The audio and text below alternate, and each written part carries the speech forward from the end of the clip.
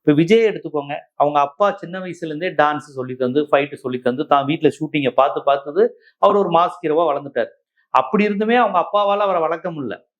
இப்படி இயக்குனர் விக்ரமன் வந்து தான் அவருக்கு ஒரு அடையாளத்த தந்தாரு. அப்புறம் இயக்குனர் எழில் இவங்க, பாசில் எல்லாரும் வந்ததுக்கு அப்புறம் அவர் ஒரு ரொமான்ஸ் ஹீரோவாகி, இன்னைக்கு ஆக்ஷன் ஹீரோவாகி பாலிடிக்ஸ்ல என்டர் பண்ற அளவுக்கு அவருக்கு மாஸ் வந்திருக்குன்னா, அவருக்கு ஒரு குடும்ப பின்னணி மிகப்பெரிய அளவில் உதவுச்சு. அப்புறம் விஜயோட முகத்த பார்க்கவே முடியல அப்படின்னு குமுதம் பத்திரிக்கையில ரொம்ப இழிவா எழுதுனாங்க. அவரு பாடி ஷேமிங் பண்ணி இது ஒரு முகமா அப்படிங்கிற மாதிரி எழுதுனாங்க.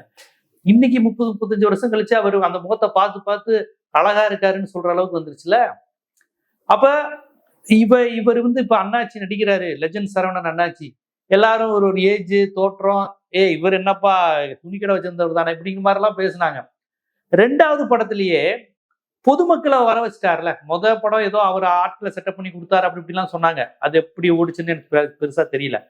ஆனா 2வது படத்திலேயே இது ஒரு விஜயகாந்த் படம், விஜய், அஜித், சூர்யா படத்துக்கு இயல்பா எப்படி பொதுமக்கள் வருவாங்களோ அது மாதிரி வர வச்சுட்டாரு.